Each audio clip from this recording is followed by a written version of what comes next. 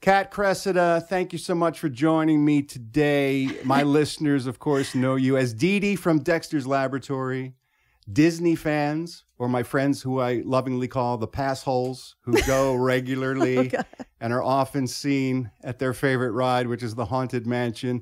You are, of course, the Black Widow and an actress as well as a voiceover actress. It's such a pleasure to have you here. Thank you so much for having me. And congratulations, by the way, on the Disney thing. If I could touch on that real quickly. You are...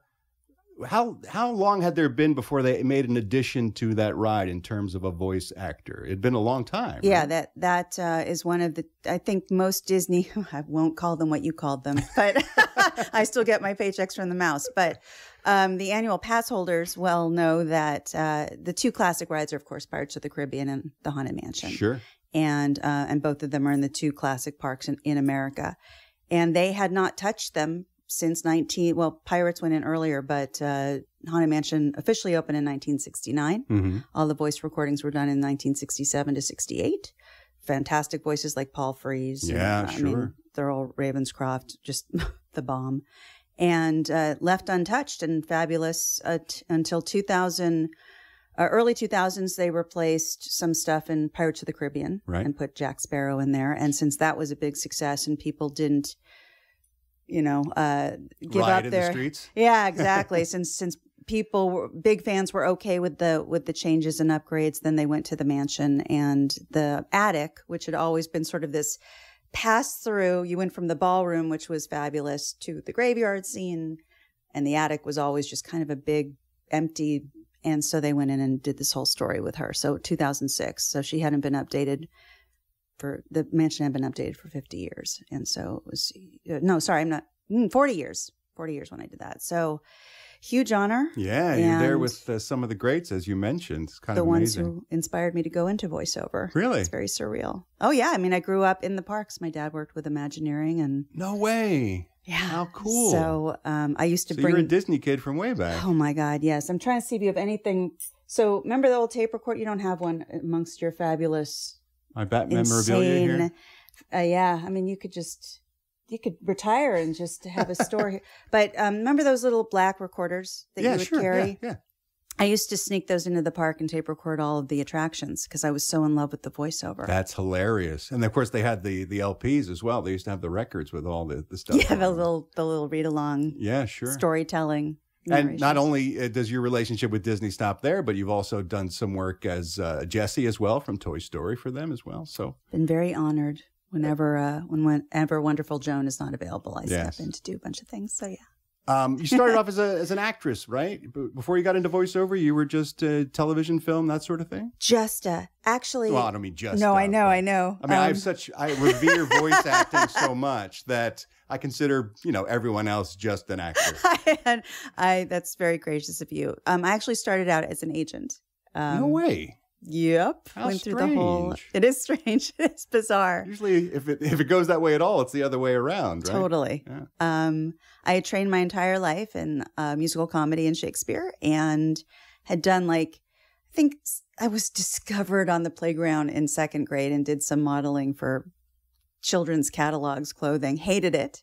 Complained that I was bored and I hated it. So that ended my modeling career at age 7, and then was really just driven on Shakespeare and musical comedy all through UC Berkeley. And then had a very bizarre existential moment at graduation where I went, I don't think I can hack it as an actor. Wow. So I went into agenting, made it into the William Morris mythological mailroom back when it still was the path to greatness. Politically incorrect. It was amazing. It was an incredible fraternity sort of culture that I learned so much from. And I mean, it's the old fashioned, you're going to fake it until you make it and work 28 hours a day. And wow. I loved it. So, and then after 3 years of that went, maybe I should go into acting. Maybe I'm not cut out for the insane amount of just momentum that's required to, be successful as a, one of the big 3 agencies. Right. So, yeah. So that's what I did. And then when did you get into voice work? Was it early 2000s? Well, I started taking workshops. Do you know that story, how that happened? Because that's bizarre. So I trained in Shakespeare. Right. And back in the 70s, which I know you can relate to, and I was taught, I fell in love with Zeffirelli's Romeo and Juliet and Taming of the Shrew. Do you remember those? Sure, Iconic. yeah. And Michael York was, and also from Logan's Run for a sci-fi And also fans. from the Three Musketeers. He was D'Artagnan. Exactly. Yeah. Oh, I love that you know that. My audience probably knows him best as Basil Exposition from the Austin Powers movies. Exactly. It's really, I mean, it's amazing when people have a second, sort of a second wave of their careers where now the younger people identify. And I'm like, no, Zeffirelli, Romeo and Juliet. Anyway, I had worshipped him and the other, young actors that were all part of Zeffirelli's movie troupe.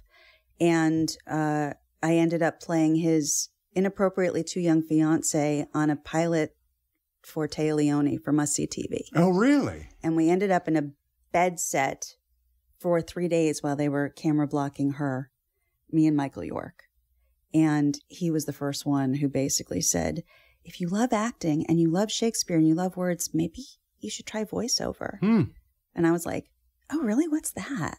Like, I had no idea. Back then, this was in the mid to late 90s. Right. That it was an actual career.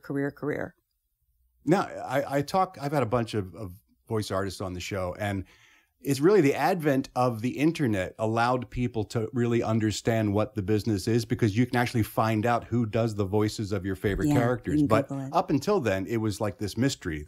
Cartoons and things would just appear and no one really knew who was behind them, except for Mel Blanc and a couple of big names. Exactly. Like that. Yeah. What was your first gig as a voice artist? Do you remember? First thing you I'm booked? going to date myself really badly. It was on a CD-ROM game. Really? Remember CD-ROM games that were around for 2 seconds? I played a fierce air, like a Navy pilot, kind of a badass for the Navy, and a pilot, which is weird. But that was the very first gig, and I didn't know what I was doing, but it was fine because everybody was sort of still figuring out the technology of voiceover. Right. Yeah. And then the second one was voice matching Princess Leia. Wow. For LucasArts. And that was amazing. And the third one was Dee Dee, taking on that for Cartoon Network when it got picked up as a series. And then after that was Jessie the Cowgirl for parades and Disney on Ice and things like that. And then so it kind of went from this weird backward big stuff, really cool, not big, but, but in the animation roles. world. Yeah, really cool stuff. And then started working my way into the McDonald's commercials and got really lucky with ESPN very early on and started doing stuff for the NFL and for some of their big shows back in like early 2000s, like 2001, 2002. So that's kind of the beginning of it. But it was a slow start. I always, when I'm lucky enough to go around to UC schools or to colleges and talk about how you break into the biz, I always say it's count on 3 to 5 years of heartbreak before you really start rolling with it. And really only, people who came from radio can sort of make an immediate transition into booking usually. Right. Or so, Yeah. Or Tom Hanks. I'm still waiting for that transition to happen. You can have it if you wanted it. No, I've been lucky. I've worked on some stuff, but folks like yourself who are the real deal are always impressive to me. That's very sweet of you. Let's flash forward then to 2012. Okay. And you're in the booth, right? And you sense something's not right with your mouth, which being a voiceover artist would be a concern to anybody. Hell, if you're not a voiceover artist, it'd be a concern to you. Yeah. And what was the first sign that something was wrong? It's a very good question. And thank you for being the first one to actually ask that question. So it was actually my jaw. I felt it sort of right here. When you do, sorry, I touched the big feel ball. Free. She means the microphone, the by microphone. the way, for everyone who's listening. When you do voice matching, which is voice doubling, for any of the celebrities I was lucky enough to voice match, you're twisting and moving your jaw and your lips in all crazy formations. For example, for Jessie, I look like this. Right. Her slowly had, to get all of her fabulous isms.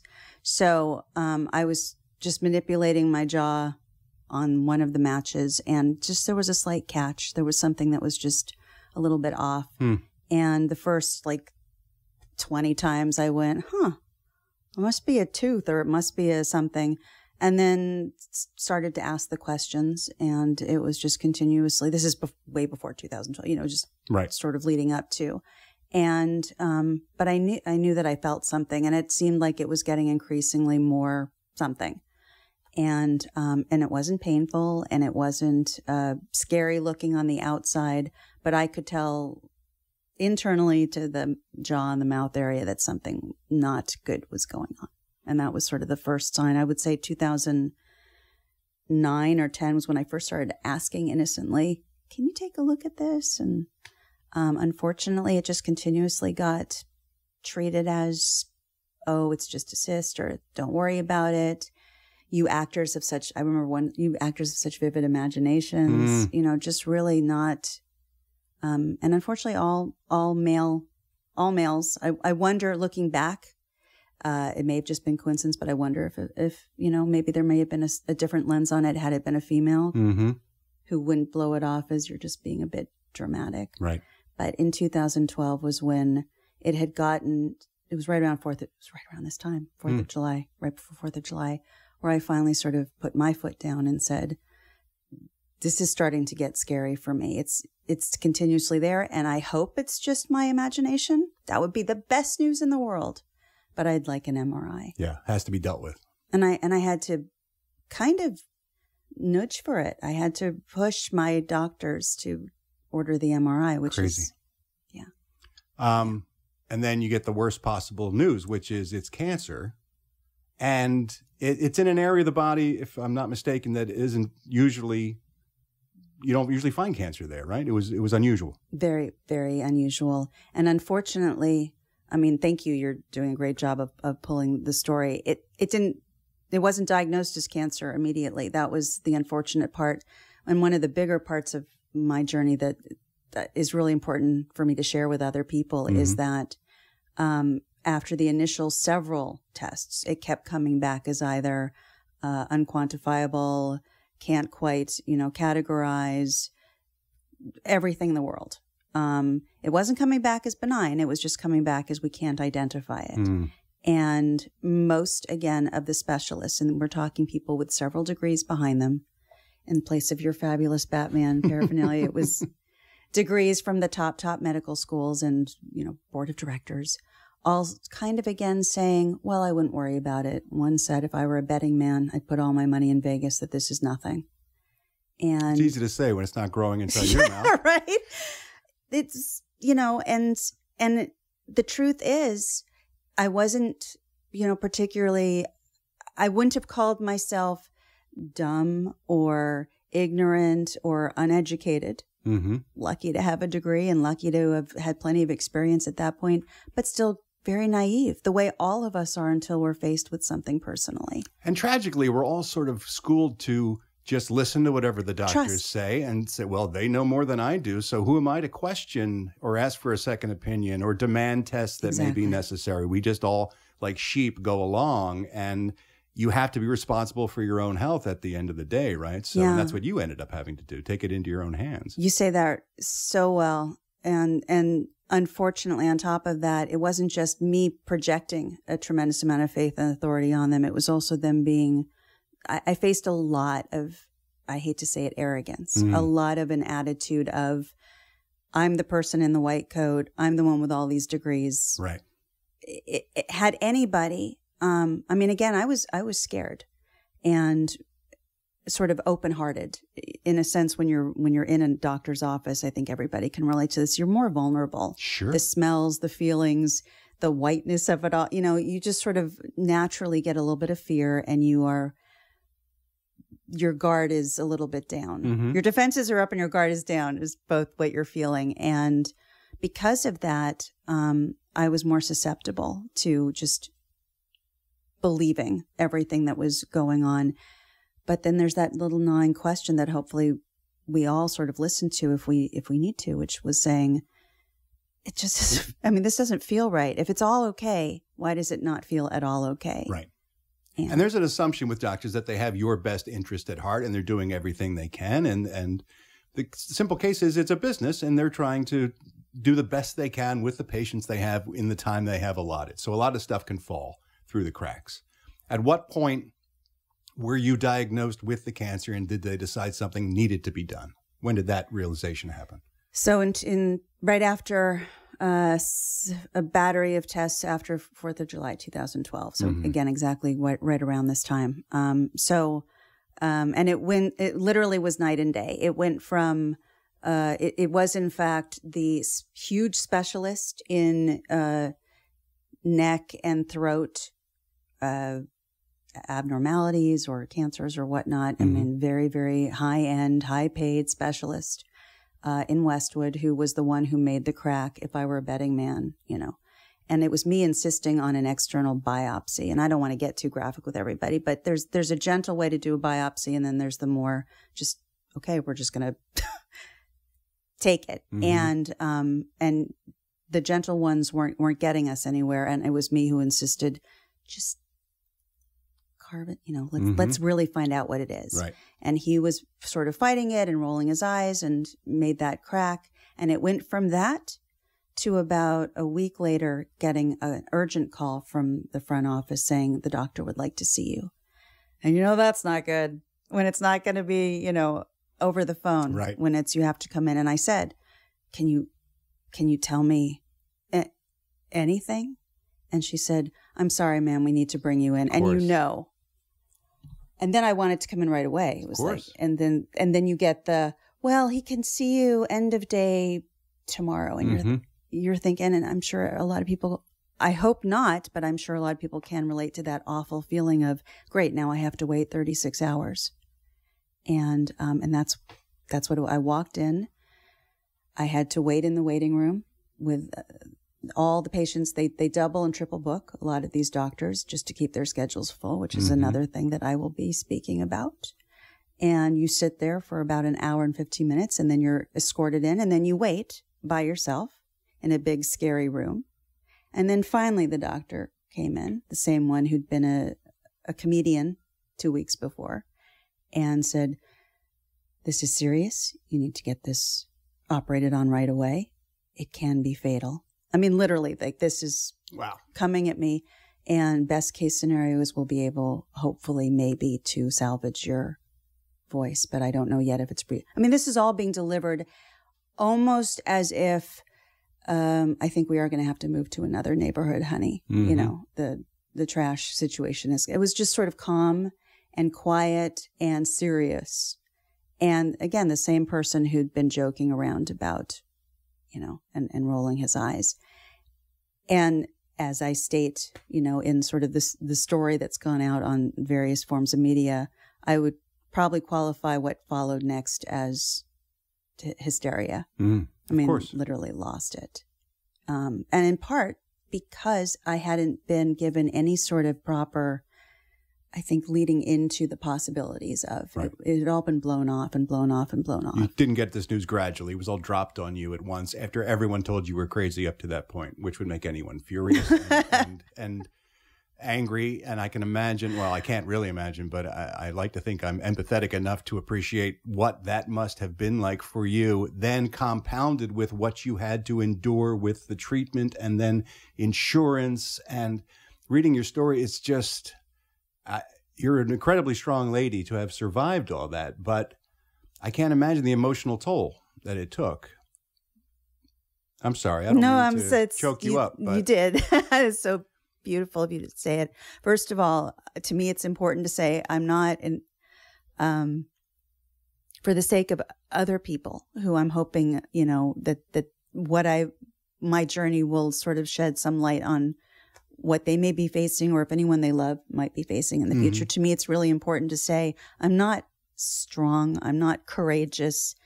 It's not like I'm noble or anything, although it's very compassionate and kind of you to say that.